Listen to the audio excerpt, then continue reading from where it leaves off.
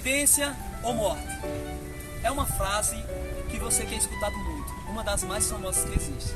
Eu sou o imperador Dom Pedro I e vou contar para vocês algumas curiosidades do 7 de setembro, da nossa famosa independência.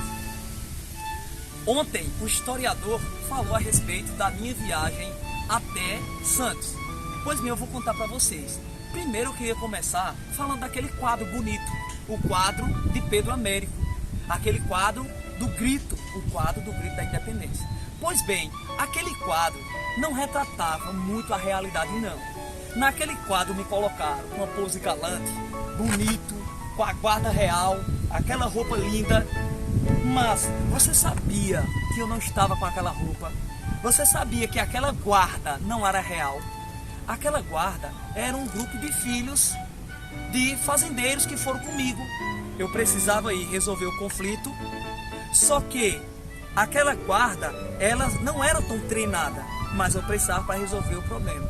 Outra coisa também é que aquele cavalo bonito não era um cavalo bonito, era uma mula, porque as viagens longas que duraria desde o Rio de Janeiro, de onde eu saí, até São Paulo, seria realmente algo não tão bom, então tinha que ser mula, ok?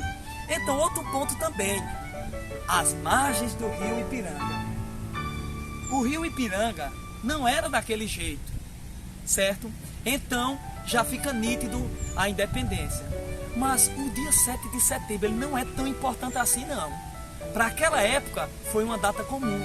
Mas eu posso dizer para vocês que os dois dias mais importantes que poderiam falar da independência é o dia 12 de outubro, foi no dia em que me aclamaram como imperador.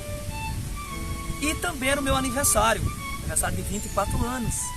Foi onde eu escolhi para comemorar. Porém, o dia mais importante foi o dia 1º de dezembro daquele mesmo ano. Foi o ano que eu fui aclamado como imperador e também consagrado, certo? Mas eu preciso contar uma curiosidade. Eu não estava tão galante, tão bonito, tão belo, porque eu havia comido algo que não me sentia bem. Então, vez ou outra eu parava para poder fazer as necessidades especiais. Então, lá no Rio de Janeiro, havia uma pressão muito grande da qual eu não sabia, porque eu estava indo resolver o problema ali daquela província de São Paulo. Mas o meu amigo, o grande José Bonifácio de Andrade Silva, aquele homem que foi conhecido como patriarca da independência, junto da minha esposa, ele simplesmente foi quem resolveu todo o problema.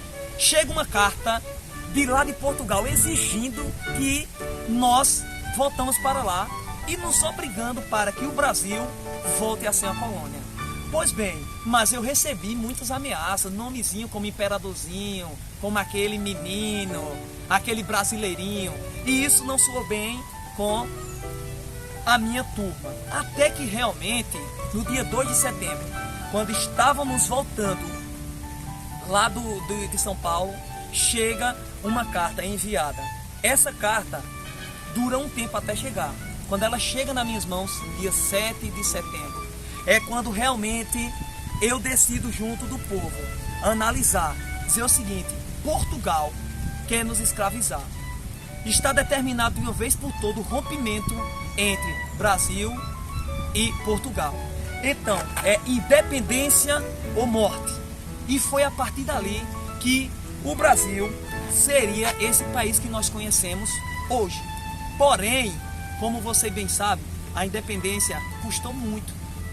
Eu precisei pegar dinheiro no banco, financiar lá na Inglaterra, para que o Brasil pudesse tornar-se independente. Porém, o meu pai, lá em Portugal, só veio reconhecer a independência mesmo, sabe quando?